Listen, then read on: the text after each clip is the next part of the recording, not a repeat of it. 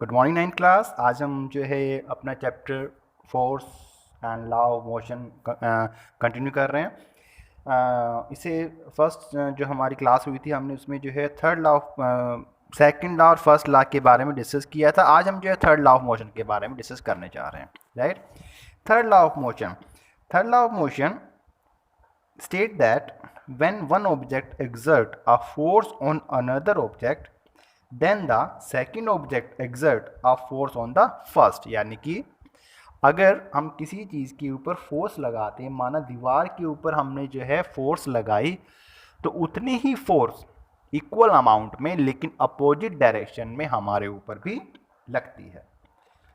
N alternate statement of third law of motion, to every action there is an equal and opposite reaction. अगर एक line के अंदर हम जो है इस लॉ को एक्सप्लेन करें, to every action there is an equal and opposite reaction. Action and reaction always act on the two different object. ठीक है, अगर एक पे एक्शन लग रहा है तो दूसरे पे रिएक्शन हो रहा होगा। Action reaction act on the two different bodies. कैसे कि अगर हमारे पास एक बॉक्स है और वो रेस्ट में है on the ground, the box is exerting a downward force, क्योंकि बॉक्स का हैवी है और वो अर्थ की ग्रेविटी की तरफ फोर्स लगा रहा होगा due to its weight. Downward weight of the box is balanced by equal upward force supply by the ground, और उतना ही फोर्स ग्राउंड जो है उस बॉक्स के ऊपर अप्लाई कर रहा होगा उसको बैलेंस करने के लिए। तो ये जो है हमारा थर्ड लॉ ऑफ मोशन था। इसमें जो है कि यही कहा गया है कि अगर किसी भी चीज़ के ऊपर फोर्स लगती है तो वापस उतनी ही फोर्स लेकिन अपोजिट डायरेक्शन में उसके ऊपर फोर्स लगती है। डेली रूटीन में भी जो है हम थर्ड लॉ ऑफ मोशन का यूज़ होता है। जैसे इस पिक्चर में दिखाया हुआ है कि जब हम चलते हैं कि फोर्स ऑन द ग्राउंड, हमने ग्राउंड के ऊपर फोर्स लगाया, हमारी लेग ने ग्राउंड के ऊपर फोर्स लगाया, दैट इज द एक्शन। और उतना ही फोर्स अपोजिट डायरेक्शन में ग्राउंड ने हमारे फुट पे लगाया, दैट इज द रिएक्शन, जिसकी वजह से हम आगे की तरफ चल सकते हैं। ठीक है, अगर इसका हमें एक और अगर हम एग्जाम्पल देखें कि अगर मान लो सपोज करो हम बोट में से उतरते हैं, बोट में से हम ग्राउंड की तरफ जाते हैं, अब हमारा पिछला पैर ग्राउंड पे नहीं है, बोट पे है, और जैसे ही हम आगे की तरफ बढ़ेंगे बोट पीछे की तरफ हो जाती है। क्यों हुई पीछे की तरफ? रीजन यही है कि बैकवर्ड फोर्स जो है उस नाव के ऊपर लगी और हम आगे की तरफ आ जाते हैं। रीजन यही है कि this is due to the fact that to step out of the boat, the man pressed the boat with his foot and his backward direction. The push of the man on the boat is action. The boat exert an equal force on the man in the forward direction which enable him to move forward. This forward exert by the boat on the man is reaction. Right?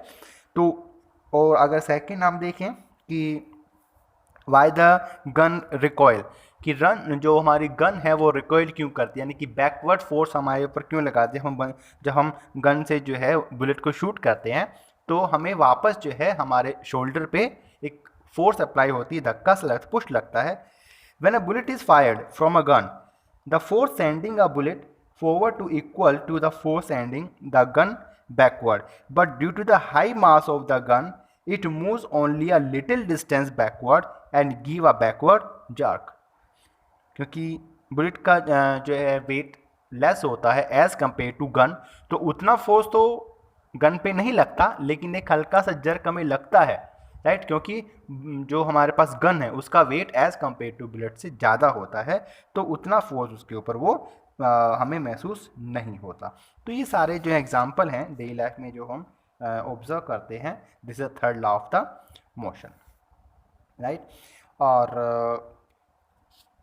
अब हम बात करने जा रहे हैं conservation of momentum, कि momentum जो मास और वेलोसिटी का प्रोडक्ट होता है वो कभी जो है ख़त्म नहीं होता, सिर्फ जो है कंजर्व होता है one body to another body में वो चेंज हो जाता है। जैसे हमने पीछे पढ़ा था सेकंड लॉ ऑफ मोशन में कि जब भी कोई बॉडी मूव करती है तो मास और वेलोसिटी दोनों का जो प्रोडक्ट होता है that is called the momentum, और वो किसी बॉडी के साथ जाके स्ट्राइक करती है तो वो मोमेंटम दूसरी बॉडी में ट्रांसफर हो जाता है, राइट। तो यहाँ पे इसका एक एक्सप्रेशन है जो हम करने जा रहे हैं, आप इसको जो है ध्यान से देखिएगा।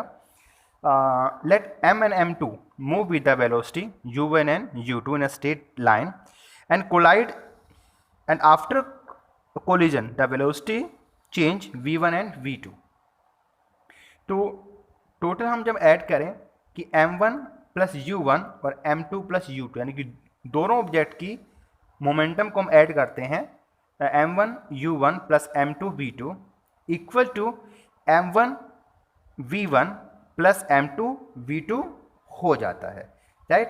तो ये हमारे पास जो है कंजर्वेशन ऑफ मोमेंटम है। अब इसको हम किस तरह से हम एक्सप्रेस करेंगे, आप पहले पिक्चर देखिएगा।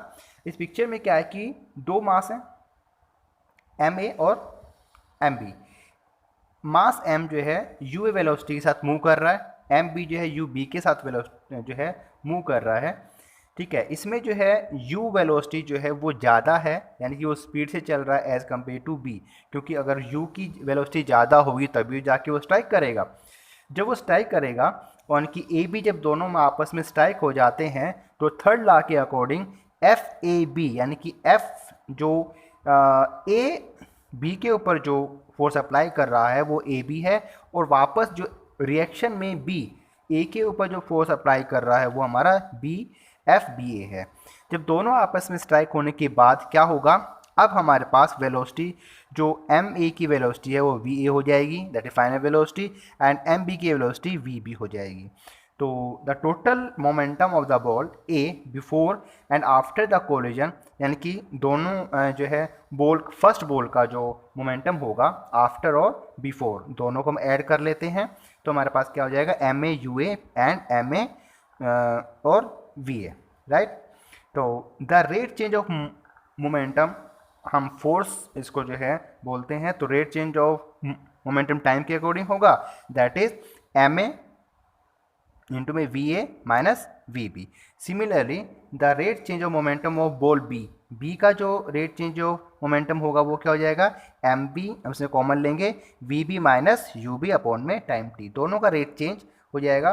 और according to third law force equal होते हैं लेकिन अपोजिट होते हैं, यानी कि F A B equal to minus F B A हो जाएगा।